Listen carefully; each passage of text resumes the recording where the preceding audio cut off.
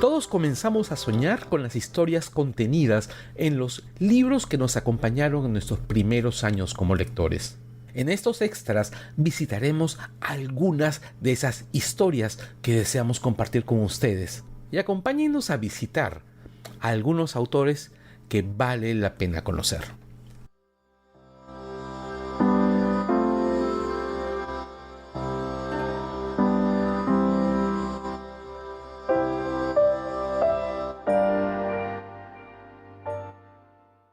El milagro secreto, perteneciente al volumen Artificios de 1944, publicado dentro de Ficciones del mismo año. Y Dios lo hizo morir durante 100 años y luego lo animó y le dijo: ¿cuánto tiempo has estado aquí?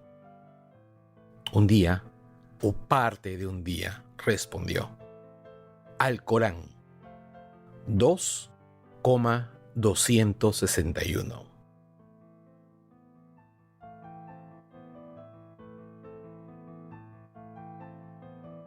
La noche del 14 de marzo de 1939, en un departamento de la Seltnergasse de Praga, Jaromír Hladić, autor de la inconclusa tragedia Los enemigos, de una vindicación de la eternidad y de un examen de las indirectas fuentes judías de Jacob Boehme, soñó con un largo ajedrez. No lo disputaban dos individuos, sino dos familias ilustres. La partida había sido entablada hace muchos siglos. Nadie era capaz de nombrar el olvidado premio, pero se murmuraba que era enorme y quizá infinito. Las piezas y el tablero estaban en una torre secreta. Jaromír, en el sueño, era el primogénito de una de las familias hostiles. En los relojes resonaba la hora de la impostergable jugada.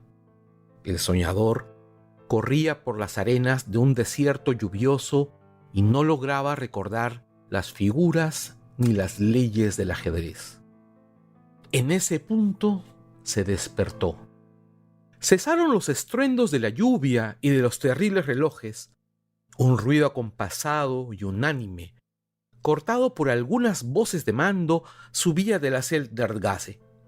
Era el amanecer y las blindadas vanguardias del Tercer Reich entraban en Praga.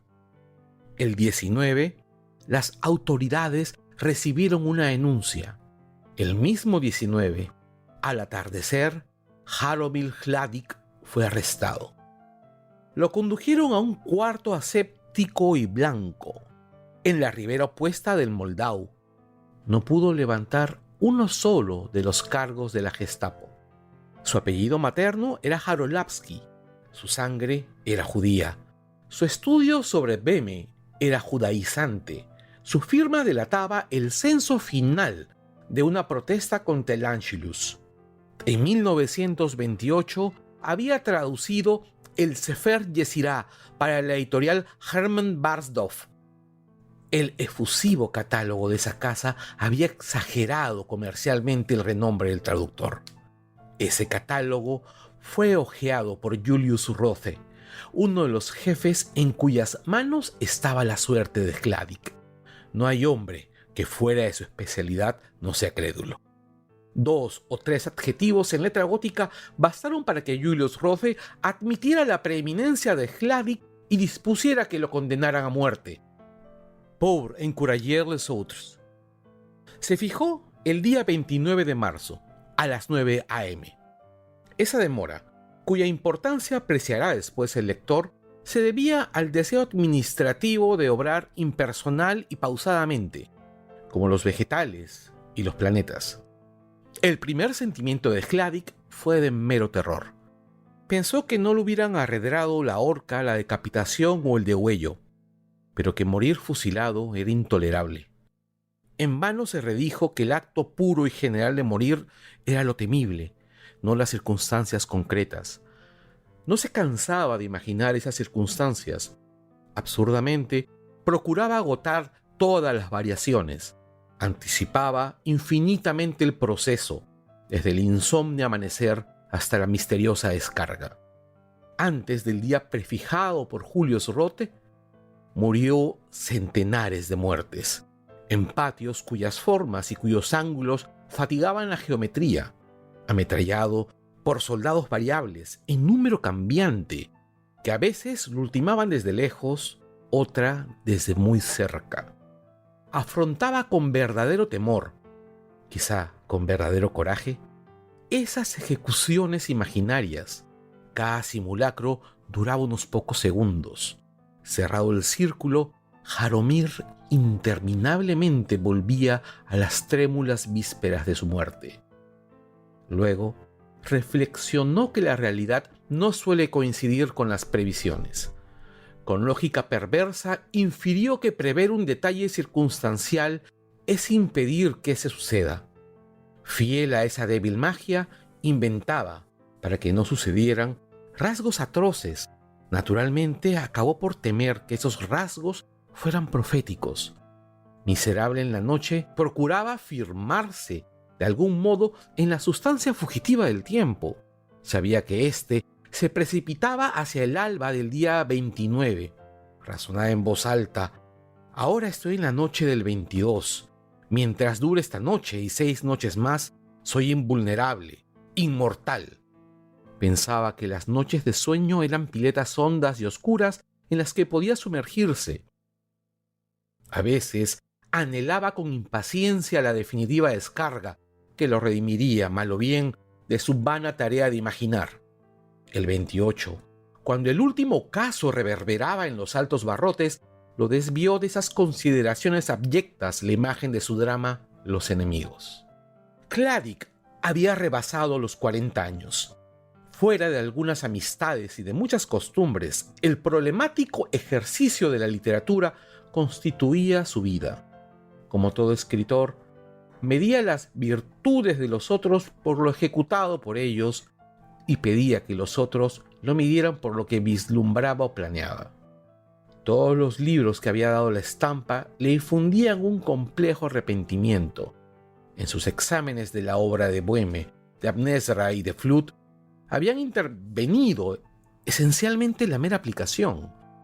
En su traducción del Sefer Yesirot, la negligencia, la fatiga y la conjetura. Juzgaba menos deficiente, tal vez, la vindicación de la eternidad. El primer volumen, historia de las diversas eternidades que han ideado los hombres, desde el inmóvil ser de Parménides hasta el pasado modificable de Hilton. El segundo niega, con Francis Bradley, que todos los hechos del universo integran una serie temporal. Arguye que no es infinita la cifra de las posibles experiencias del hombre y que basta una sola repetición para demostrar que el tiempo es una falacia. Desdichadamente, no son menos falaces los argumentos que demuestran esa falacia. Cladich solía recorrerlos con cierta desdeñosa perplejidad. También había redactado una serie de poemas expresionistas. Estos, para confusión del poeta, figuraron en una antología de 1924 y no hubo antología posterior que no los heredara. De todo ese pasado equívoco y lánguido, quería redimirse Cladich con el drama en verso Los enemigos. Cladich preconizaba el verso porque impide que los espectadores olviden la irrealidad que es condición del arte. Ese drama observaba las unidades de tiempo, de lugar y de acción. Transcurría en Hradčany, en la biblioteca del barón de Romenstadt, en una de las últimas tardes del siglo XIX. En la primera escena del primer acto, un desconocido visita a Romenstadt. Un reloj da las 7.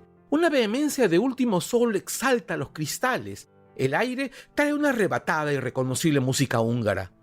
A esta visita siguen otras. Romenstadt no conoce las personas que lo importunan, pero tiene la incómoda impresión de haberlos visto ya, tal vez en un sueño.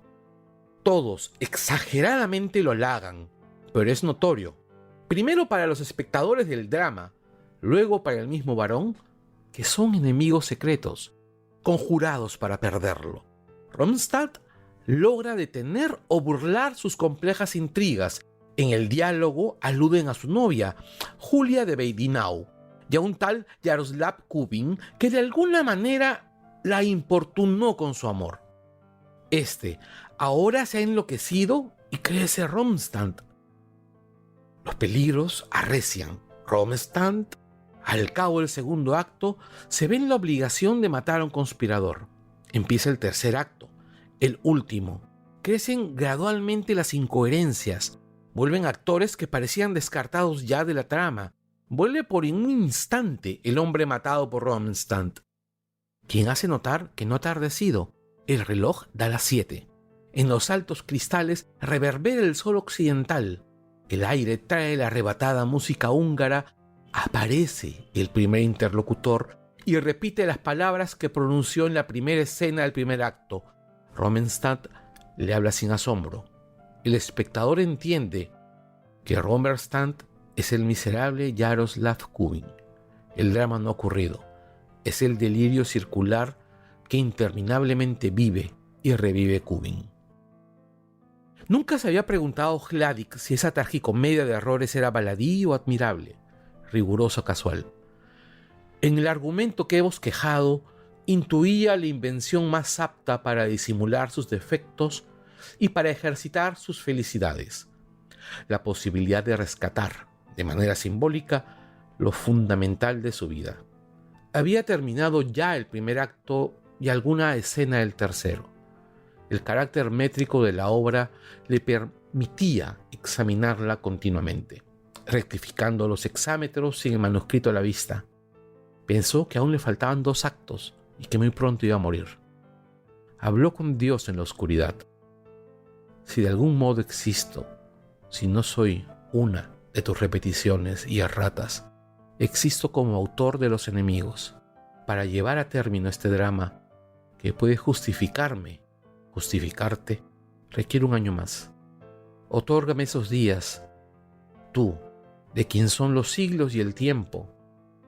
Era la última noche, la más atroz, pero 10 minutos después, el sueño lo anegó como un agua oscura. Hacia el alba, soñó que se había ocultado en una de las naves de la biblioteca del Clementinum.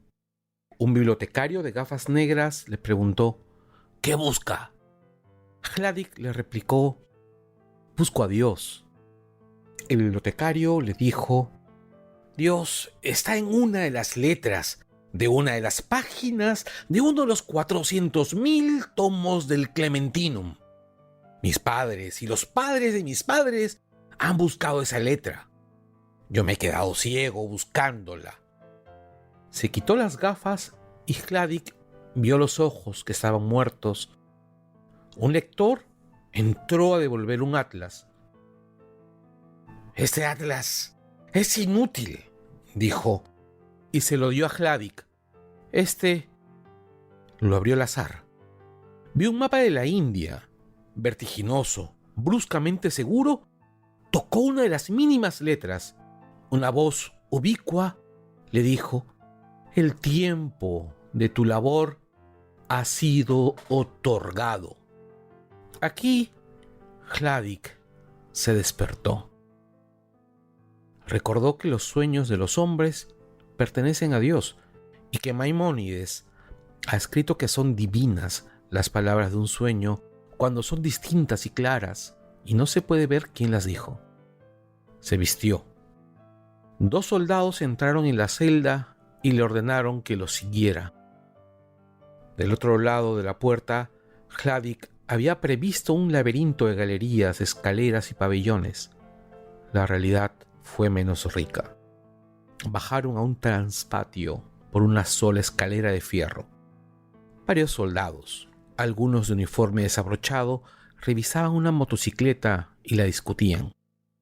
El sargento miró el reloj. Eran las 8:44.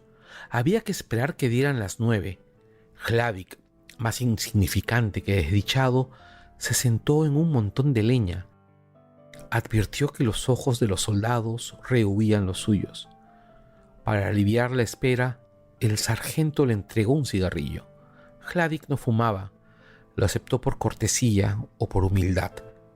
Al encenderlo, vio que le temblaban las manos. El día se nubló.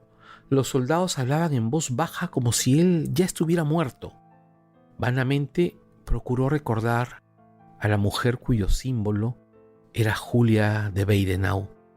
El piquete se formó, se cuadró. Hladik, de pie contra la pared del cuartel, esperó la descarga. Alguien temió que la pared quedara maculada de sangre, entonces le ordenaron al reo que avanzara unos cuantos pasos. Hladik, absurdamente, recordó las vacilaciones preliminares de los fotógrafos. Una pesada gota de lluvia rozó una de las sienes de Hladik y bajó lentamente por su mejilla. El sargento vociferó la orden final. El universo físico se detuvo. Las armas convergían sobre Hladik, pero los hombres que iban a matarlo estaban inmóviles. El brazo del sargento eternizaba un ademán inconcluso. En una baldosa del patio, una abeja proyectaba una sombra fija. El viento había cesado como en un cuadro. Hladik ensayó un grito, una sílaba, la torsión de una mano. Comprendió que estaba paralizado. No le llegaba ni el más tenue rumor del impedido mundo. Pensó: estoy en el infierno, estoy muerto. Pensó: estoy loco. Pensó: el tiempo se ha detenido. Luego reflexionó que en tal caso también se hubiera detenido su pensamiento. Quiso ponerlo a prueba. Repitió, sin mover los labios, la misteriosa cuarta égloga de Virgilio. Imaginó que los ya remotos soldados compartían su angustia. Anheló comunicarse con ellos. Le asombró no sentir ninguna fatiga, ni siquiera el vértigo de su larga inmovilidad. Durmió. Al cabo de un plazo indeterminado, al despertar, el mundo seguía inmóvil y sordo. En su mejilla perduraba la gota de agua, en el patio la sombra de la abeja. El humo del cigarrillo que había tirado no acababa nunca de dispersarse. Otro día pasó antes de que Hladik entendiera. Un año entero había solicitado de Dios para terminar su labor. Un año le otorgaba su omnipotencia. Dios operaba para él un milagro secreto. Lo mataría el plomo alemán en la hora determinada. Pero en su mente, un año transcurría entre la orden y la ejecución de la orden. De la perplejidad pasó al estupor, del estupor a la resignación, de la resignación a la súbita gratitud.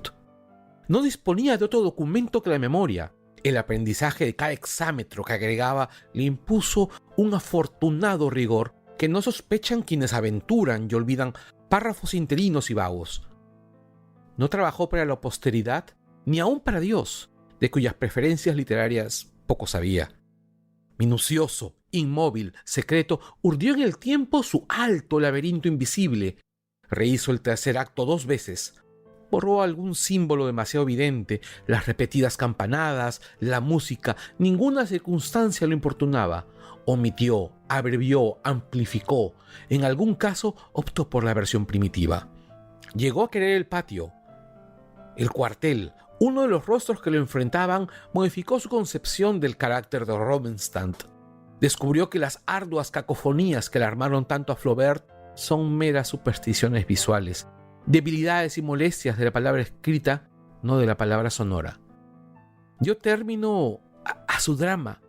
No le faltaba ya resolver sino un solo epíteto. Lo encontró. La gota de agua resbaló en su mejilla. Inició un grito enloquecido, movió la cara. La cuádruple descarga lo derribó. Jaromil Hladik murió el 29 de marzo a las 9:02 de la mañana.